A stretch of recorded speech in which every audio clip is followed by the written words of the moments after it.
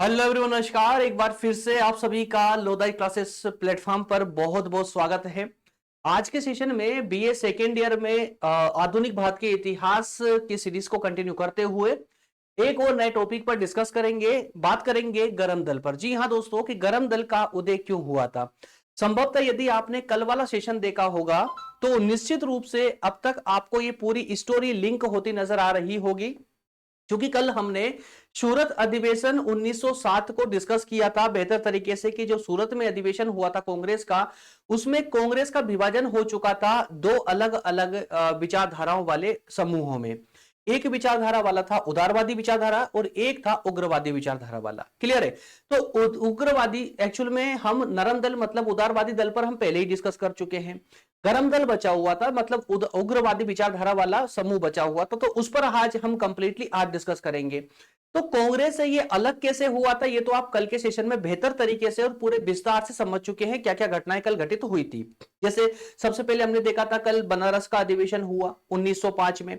वहां से कहानी स्टार्ट होती है 1906 में जो कलकत्ता अधिवेशन होता है, वहां पर जाकर के गर्मा गर्मी बढ़ जाती है कांग्रेस में, और अंततः 1907 के सूरत अधिवेशन में कांग्रेस का विभाजन हो जाता है दो दलों में। क्लियर है। तो उनमें से एक दल दैट मींस की गरम दल पर आज हम विस्तार से डिस्कस करने वाले हैं। तो आइए शुरू करते हैं अपना आज का सेशन। जो भी नए छात्र हैं पहली बार सेशन को देख रहे हैं, उनकी जानकारी के लिए बता दूं, इस सेशन के माध्यम से आपको हिंदी और इंग्लिश दोनों में ही कंटेंट में आपको देने का प्रयास करता हूं, जिससे आप लोगों को ट्रांसलेशन करने की तकलीफ ना हो, विशेष रूप से इंग्लिश मीडियम वाले बच्चों को। क्लियर है। चलिए शुरू करते हैं। आगे बढ़े उससे पहले एक जानकारी और ले लीजिए, है ना, हाथ लगे ले लीजिए। YouTube पर मेरे द्वारा जो फ्री कोर्सेस लॉन्च किए गए हैं, उन कोर्सेस में ऐसे कोर्स सम्मिलित कर दिए गए हैं बीए के, जो YouTube के किसी अन्य प्लेटफॉर्म पर चाहे आप जाकर के देख लीजिए नहीं मिलेंगे।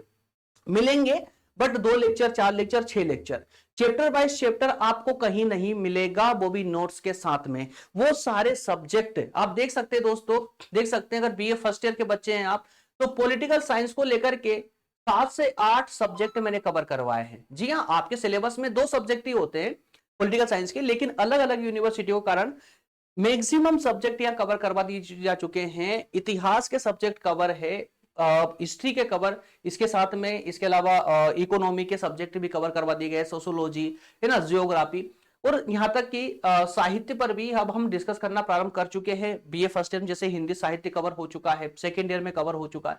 तो इस तरह से ऐसे ऐसे सब्जेक्ट यहाँ पर लाए गए हैं, और वो भी चैप्टर वाइज चैप्टर, है ना। नोट्स भी आपको उनकी मिल रही है, चैप्टर वाइज चैप्टर सारे सब्जेक्ट यहाँ पर डाल दिए गए हैं। करना क्या है, आपको सिर्फ प्ले लिस्ट में जाना है।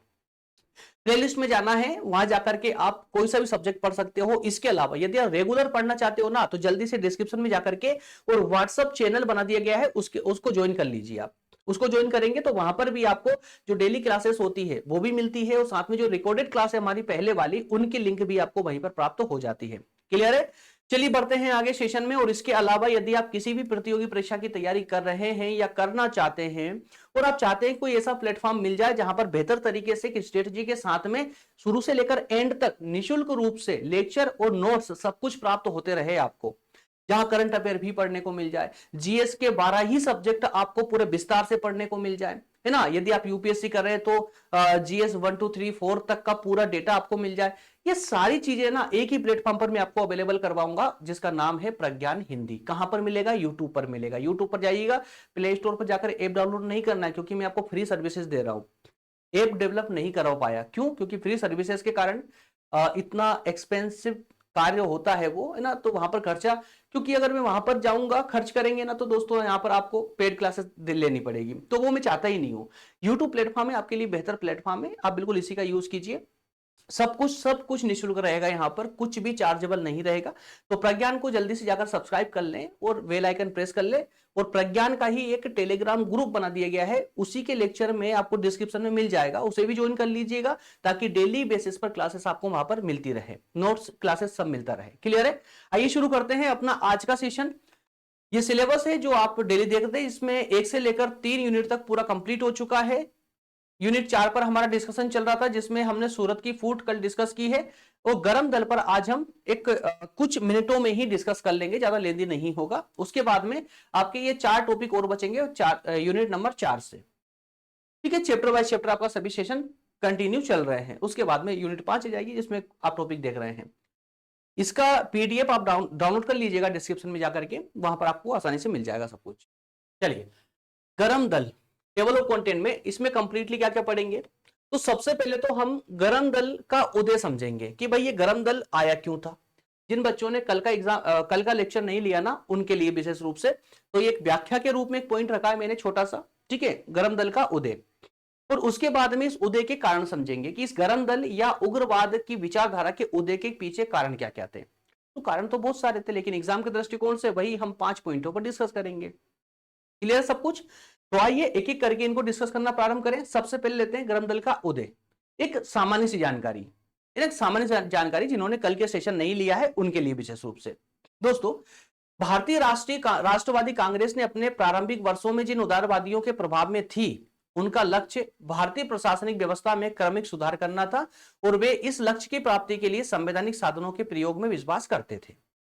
ये बात आप भली भांति समझते हैं। यदि कल का सेशन लिया है तो, नहीं लिया है तो सुनिए कहानी को। कांग्रेस की जब स्थापना हुई 1885 से, तब से लेकर के 1905 तक, मतलब पिछले इन 20 सालों में जो इनके उदारवादी नेता रहे हैं, इन पिछले 20 सालों में कंप्लीटली इन्होंने जो सुधार करने का प्रयास किया, उन सुधार करने के प्रयासों में क्रमिक सुधार चाहते थे। ये एकदम सुधार नहीं, क्रमिक सुधार, क्रम अनुसार धीरे धीरे सुधार चाहते थे, पहली बात। और इन धीरे धीरे सुधारों के क्रम में ये कौन से साधनों पर विश्वास करते थे? संवैधानिक साधनों पर। और संवैधानिक साधन कौन से हुआ करते थे? विनय, याचना विनय पत्र वगैरह लिखना, ठीक है। और उसमें भी याचना पत्र लिखना, उनकी मांग पूरी हो या ना हो वो एक अलग बात है, सिर्फ ये पत्र ही लिखा करते थे और इन्हीं साधनों पर विश्वास किया करते थे। तो ये हिंसा नहीं चाहते थे, कुल मिलाकर के ये हिंसा नहीं चाहते थे। ब्रिटिश सरकार के अंडर में रहकर के ही भारत का विकास चाहते थे। तो इस प्रकार के ये विचारधारा वाले उदारवादियों का प्रभाव कांग्रेस पर पिछले 20 वर्षों से बना रहा।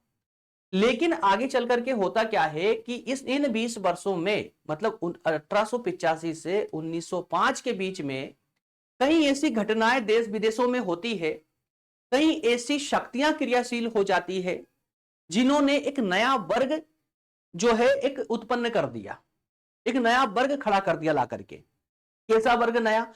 वो नया वर्ग था जो पूरी स्वतंत्रता में विश्वास करता था कि हमें हमारे देश में अंग्रेज चाहिए ही नहीं। और इस स्वतंत्रता की मांग करने के लिए ये प्रेरित हुए। और साथ ही साथ में जिन साधनों का, जिस तरह से उदारवादी क्रमिक विकास के क्रम में संवैधानिक साधनों के प्रयोग में विश्वास करते थे, लेकिन जो ये नया वर्ग बनकर के आया, जोशीला वर्ग, यह वर्ग पूर्ण स्वतंत्रता चाहता था और इस पूर्ण स्वतंत्रता के मार्ग में संवैधानिक साधनों को अपनाना नहीं चाहता था, क्योंकि संवैधानिक साधनों से अब इनका विश्वास उठ चुका था। क्योंकि पिछले 20 वर्षों से ये क्रम अनुसार देख रहे थे कि उदारवादियों ने जिन संवैधानिक साधनों का प्रयोग किया है उससे कुछ भी हासिल नहीं हुआ। इसीलिए इस नए वर्ग ने पूरी स्वतंत्रता की मांग करते हुए संवैधानिक साधनों के प्रति अविश्वास जताया। बात समझ आई ना? तो इस पूर्ण स्वतंत्रता की मांग और उसकी प्राप्ति के लिए जन आंदोलन के मार्ग को चुना इन लोगों ने। बात समझ आई? संवैधानिक साधनों को नहीं चुना, बल्कि आंदोलन के मार्ग को चुना। अब फिर वो चाहे आंदोलन हिंसात्मक हो या अहिंसात्मक, फर्क नहीं पड़ता था इनको। इस विचारधारा को ही उग्र राष्ट्रवाद या उग्र राष्ट्रीयता के नाम से जाना गया। उग्र राष्ट्रीयवाद है ना, तो कंफ्यूज मत होइएगा। गरम दल, गरम विचारधारा वाले, उग्र विचारधारा वाले, उग्रवादी, उग्र राष्ट्रवादी, ये सब एक ही थे। क्लियर है? और इनके उग्र राष्ट्रवाद के या उग्र राष्ट्रीयता के जो विशेष नेता रहे हैं वो रहे हैं लाल, बाल और Pal. Lal that means Lala Lajpat Rai, Pal that means Bal Gangadhar तिलक, और पाल मीन्स बिपिन चंद्र पाल। ये तीन नाम विशेष रूप से सम्मिलित किए जाते हैं जब गरम दल की बात होती है। तो सबसे पहले तीन ही नाम आते हैं, लाल, बाल, पाल। बात समझ आई? तो ये कुछ विशेष कारण थे जिसकी वजह से उग्र राष्ट्रीयवाद का या गरम दल का उदय हुआ। ठीक है, तो इस छोटे से कंटेंट के माध्यम से आपने एक व्याख्या वाला और एक बेसिक भूमिका तैयार कर ली इस टॉपिक की। ठीक है, अब हम एक्चुअल कारणों पर चलते हैं कि ऐसे क्या रीजन थे, क्या कारण थे जिन्होंने इस गरम दल को एक नया अस्तित्व में ला करके रख दिया। पिछले 20 सालों से कांग्रेस में एक ही विचारधारा के लोग थे, उदारवादी विचारधारा के। लेकिन ऐसा क्या हुआ जिसकी वजह से कांग्रेस में एक और विचारधारा पनप उठी, जिसे उग्रवाद कहा गया या उग्र राष्ट्रीयता कहा गया या उग्र राष्ट्रवाद कहा गया या गरम दल कहा गया।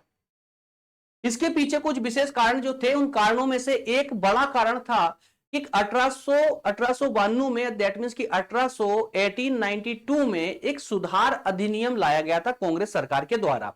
यह सुधार अधिनियम जो है ना, उदारवादियों के पिछले 7 सालों से जो पत्र लिख लिख कर मांग कर रहे थे, उसका परिणाम था। समझिएगा, कांग्रेस के उदारवादी नेता पिछले 7 वर्षों से ये डिमांड कर रहे थे कि भारत में एक सुधार अधिनियम लाया जाए। 7 वर्ष ब्रिटिश सरकार लेकर के तो आई, लेकिन 7 वर्षों बाद लेकर आई, और उस अधिनियम में भी, उस अधिनियम को भी इस प्रकार से बनाया जो सिर्फ ब्रिटिश कंपनी के हित में हो, भारतीयों के हित में नहीं था। इस अधिनियम में कई कमियां थी, कई त्रुटियां थी, जिसकी वजह से कांग्रेस के उदारवादी खुद संतुष्ट नहीं हुए। तो भारतीय संतुष्ट कहां से होंगे? कांग्रेस के उदारवादी, वहीं जो सामान्य भारतीय थे वो भी संतुष्ट नहीं हो पाए। अब कांग्रेस के अंदर और बाहर इन सभी कारणों से एक नया वर्ग जन्म ले रहा था, एक नया वर्ग जन्म लेने लगा था, और एक ऐसा वर्ग जो क्रमिक परिवर्तन के स्थान पर आधारभूत परिवर्तन में विश्वास करता था। वो क्रमिक परिवर्तन नहीं चाहता था। क्रमिक परिवर्तन का मतलब क्या होता है? धीरे धीरे परिवर्तन लाना, धीरे धीरे विकास लाना। लेकिन जो ये नया वर्ग बनकर के तैयार हुआ था ना, इस नए वर्ग की डिमांड थी कि धीरे धीरे परिवर्तन नहीं, बल्कि आधारभूत परिवर्तन चाहिए हमें।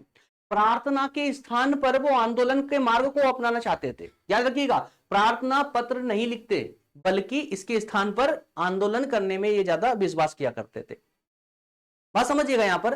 तो एक विशेष कारण रहा 1892 का सुधार अधिनियम, ठीक है ना। लाया तो गया, काफी वर्षों के इंतजार के बाद में लाया गया, लेकिन वैसे कोई बात उसमें डाली ही नहीं उस अधिनियम में जिससे भारतीय जनता का हित हो सके। इसके अलावा अन्य कारणों की बात करें तो उदारवादियों की कार्य पद्धति, उदारवादियों की कार्य पद्धति 20 साल तक अच्छे से देख लिया। युवा वर्ग थोड़ी ना मानेगा इस चीज के लिए, तो युवा वर्ग देख रहा था कि उदारवादी किस प्रकार से कार्य कर रहे हैं।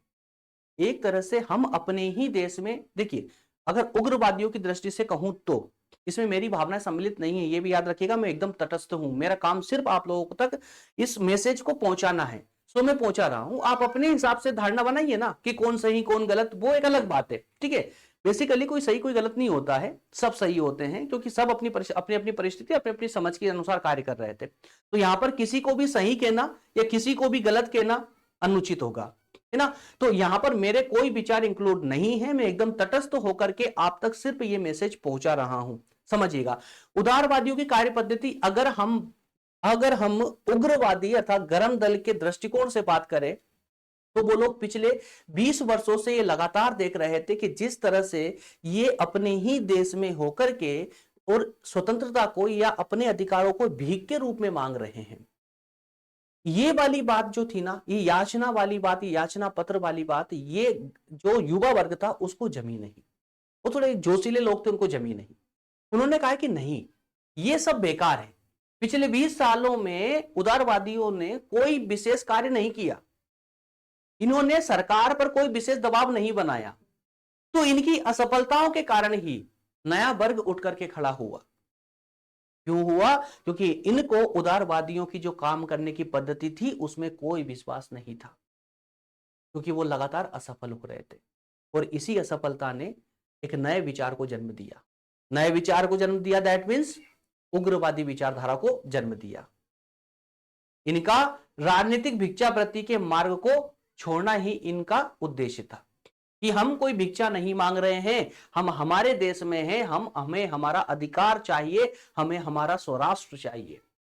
बात समझ आई? तो दूसरा कारण क्या हो गया? उदारवादियों की कार्य पद्धति से असंतुष्ट होना। तो जो जो लोग इनकी कार्य पद्धति से असंतुष्ट हुए वो गरम दल में शामिल हो गए। क्लियर है? चलिए, एक बात तो यहां पर हमेशा याद रखना आप लोग, गरम दल के जो प्रमुख नेता थे जिनको आप हेड कह सकते हो, जिनके नेतृत्व में गठबंधन चल रहा था, वो तिलक साहब थे, बाल गंगाधर तिलक। और जो उदारवादी जिनके नेतृत्व में कार्य कर रहे थे, जिनके नेतृत्व में उदारवादी कार्य कर रहे थे, वो गोखले साहब थे, गोपाल कृष्ण गोखले, ठीक है ना। ये दो नेताओं के नाम हमेशा आप लोग याद रखिएगा। चलिए आगे बढ़ते हैं, तीसरा कारण देखते हैं, धार्मिक पुनरुत्थान, धार्मिक पुनरुत्थानवाद। अब यहां पर थोड़ा सा अपने विचारों का दायरा थोड़ा बड़ा कीजिए, इसको पढ़ने की जरूरत नहीं पड़ेगी आपको। देखिए, धार्मिक पुनरुत्थान भी एक विशेष कारण बना उग्रवाद के उदय का। कैसे बना? क्योंकि जब से कांग्रेस की स्थापना हुई तब से 20 सालों तक उदारवादी विचारधारा वाले लोगों का प्रभाव कांग्रेस पर बना रहा, और उन्होंने जो मांग की सरकार से और जनता को जो समझाया, वो पूर्णतः एक ही विचारधारा पर समझाया कि उन्हें पाश्चात्य शिक्षा में, पाश्चात्य सभ्यता में ज्यादा विश्वास था। जी हां, कांग्रेस के जो उदारवादी नेता थे उन्हें पाश्चात्य साहित्य पर ज्यादा विश्वास था, पाश्चात्य सभ्यता पर ज्यादा विश्वास था, पाश्चात्य संस्कृति और पाश्चात्य शिक्षा पर ज्यादा विश्वास था। उदारवादी दल के नेता भारतीय सभ्यता, भारतीय संस्कृति और भारतीय शिक्षा से अनभिज्ञ थे। ये आधुनिक समय में उचित शिक्षा नहीं समझते थे, जो भारतीय शिक्षा थी उसको। और इसी कारण लेकर के इस दौर में भारत में धर्म का पुनरुत्थान होने लगा।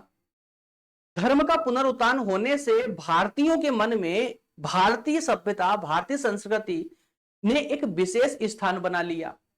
उनको फिर से भारतीय सभ्यता को पहचानने का मौका मिला। अब जैसे जैसे भारत में धर्म का पुनरुत्थान होने लगा, कई भारतीय धर्म सुधारक आए। उन्होंने भारत की संस्कृति, भारत की धर्म, भारत की सभ्यता की ओर लोगों का ध्यान आकृष्ट किया, जिससे लोग भारतीय संस्कृति के गौरव से परिचित हुए। अब परिचित होने से क्या होगा? अब वो वर्ग जो भारतीय सभ्यता में विश्वास करने लगा, वो अपने आप ही उदारवादी नेताओं से दूर हट गए, क्योंकि उदारवादी नेता एक स्वर में बोलते थे पाश्चात्य सभ्यता, पाश्चात्य संस्कृति, पाश्चात्य शिक्षा। बात समझ आ रही?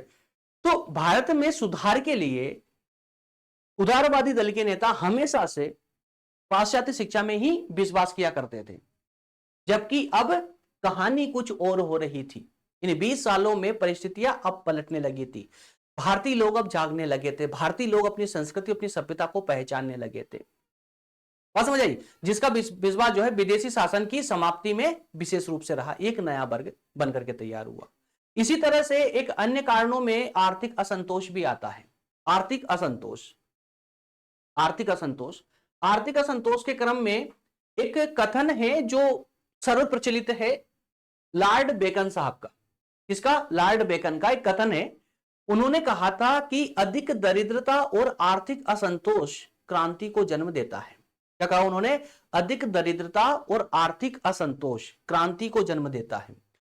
यह तथ्य जो है ना, यह हर क्षेत्र में लागू होता है। एक पारिवारिक स्तर पर भी लागू होता है, एक व्यक्तिगत स्तर पर भी लागू होता है, राष्ट्रीय स्तर पर भी यह कथन लागू होता है, पारिवारिक स्तर पर भी और व्यक्तिगत स्तर पर भी लागू होता है यह कथन।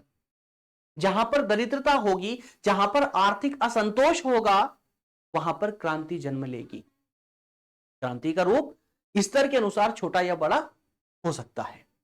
बात समझ आई? तो सरकार के द्वारा, अब समझिएगा, सरकार के द्वारा निरंतर भारत विरोधी नीतियां अपनाई जा रही थी। शासन के द्वारा या सरकार के द्वारा विदेशी माल से समथिंग 1883 या 84 में विदेशी माल से आयात कर हटा दिया। मतलब ब्रिटेन से कोई माल खरीदना हो तो कोई टैक्स नहीं लगेगा आपको, ठीक है। तो कम दामों में ब्रिटेन का माल भारत आने लगा, भारत बिकने के लिए। इससे क्या हुआ कि बाहर से जो माल आया वो सस्ता हो गया भारत में, बाहर का माल, और भारत का जो माल था उस पर टैक्स लगा दिया, वो अपने आप में महंगा हो गया।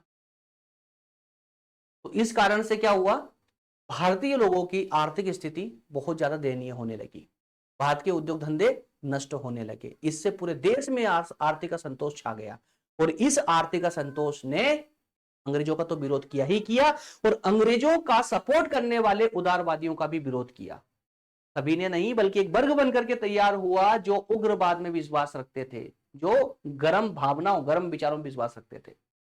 क्लियर हुआ? इसके अलावा अन्य कारणों में एक कारण आपका और हो सकता है, जिसका नाम है अंग्रेजों का अहंकार युक्त व्यवहार। इसमें कोई अतिशयोक्ति नहीं होगी कि यदि हम कहें कि सिर्फ सरकार के उच्च पदों के लोग ही नहीं बल्कि निम्न पदों के लोग भी प्रत्येक भारतीय के साथ में अभद्र व्यवहार किया करते थे, जानवरों जैसा व्यवहार किया करते थे। इसमें कोई अतिशयोक्ति नहीं होगी। उग्र राष्ट्रवाद के उदय के कारणों में अंग्रेजों का भारतीयों के प्रति जो अहंकार युक्त व्यवहार था, क्योंकि ये लोग सभ्य, अपने आप को सभ्य समझते थे और भारतीयों को असभ्य। असभ्य मतलब समझ लो ना, एक जानवर के समान, एक पशु के समान समझते थे और उसी प्रकार का आचरण करते थे प्रत्येक भारतीय से। और सिर्फ ये सरकार के लोग ही नहीं बल्कि जो आंग्ल भारतीय समाचार पत्र थे ना, वो लोग जो न्यूज छापते थे उस न्यूज में भी भारतीयों को इस प्रकार से संबोधित किया जाता था कि उनका अपमान होना तय था। लेकिन कुछ वर्षों तक उदारवादियों के उदार व्यवहार के कारण जनता तक वो चीजें नहीं पहुंच पाई। लेकिन जब जनता जागने लगी तो वो इस अपमान से परिचित हुई और इस अपमान का बदला लेने के लिए आतुर होने लगे। तो आंग्ल भारतीय समाचार पत्र जो थे वो भारतीयों के प्रति दुर्भावना से भरे हुए थे। इसका एक उदाहरण है, एक पत्र है the civil and military gazette के नाम से। क्या नाम से? The civil and military gazette के नाम से एक समाचार, दैनिक समाचार पत्र हुआ करता था। कहां से? लाहौर से यह प्रकाशित होता था। यह भारतीयों को गुलाम, दास जाति, कलंकी जाति जैसे अपमानजनक शब्दों से संबोधित करता था। भारतीयों को इस अपमानजनक व्यवहार की भारतीयों में प्रतिक्रिया होना नितांत स्वाभाविक था, क्योंकि हमेशा एक जैसी परिस्थिति कहीं पर नहीं रहती है, समय सबका पलटता है और वही हुआ यहां पर भी। तो ये कुछ 5 कारण हमने डिस्कस किए हैं जिसके कारण उग्र राष्ट्रीयता का उदय हुआ। ठीक है ना? एग्जाम के दृष्टिकोण से इतना कंटेंट आप लोगों के लिए पर्याप्त होगा। अब मैं आगे का बताता हूं आप लोगों को। जिन दोस्तों को और ज्यादा डिटेल में चाहिए, इससे ज्यादा कंटेंट चाहिए, डिटेल पर्याप्त है। मैंने टॉपिक को आपको शुरू से लेकर एंड तक पूरा समझा दिया है, एक्सप्लेन कर दिया है। करना क्या है आपको, देखिए, यदि आपका कंटेंट, यदि आपको लग रहा है कि कंप्लीट है मेरा, बेसिकली बीए को फोकस करके मैं पढ़ा रहा हूं, तो ये बीए के लिए तो इससे ज्यादा जाना ही नहीं है। बीए वाले स्टूडेंट तो सोचना ही छोड़ दे, इससे ज्यादा बाहर जाना ही नहीं है। लेकिन हो सकता है कि कोई इसमें मास्टर कर रहा हो, कोई हो सकता है कॉम्पिटेटिव एग्जाम वाला बच्चा भी पढ़ रहा हो। तो अब आपको क्या करना है, तुरंत इसके डिस्क्रिप्शन में जाकर नोट्स डाउनलोड कर लीजिएगा, एक बार इसका तुरंत रिवीजन लगाना है। ठीक है, उसके बाद में आपके पास जो भी पुस्तक हो उस पुस्तक में जाइए, गरम दल वाला चैप्टर खोलिए और उसको डिटेल में एक बार पढ़िए। सिर्फ पढ़ना है, कुछ भी नहीं करना। और यदि आप नोट्स बना रहे हैं तो उसमें से जो इंपॉर्टेंट कंटेंट है उसको नोट डाउन कर लीजिए इस कंटेंट के साथ में। क्लियर है? इसी के साथ आपका ये टॉपिक पूरी तरह क्लियर हो जाएगा। ठीक है ना? अगला टॉपिक हमारा, गरम दल चेंज नहीं किया है, इट्स ओके, कल देखेंगे इसमें। नेक्स्ट टॉपिक आपके सिलेबस के अकॉर्डिंग ही लेंगे। ठीक है ना? जो भी होगा।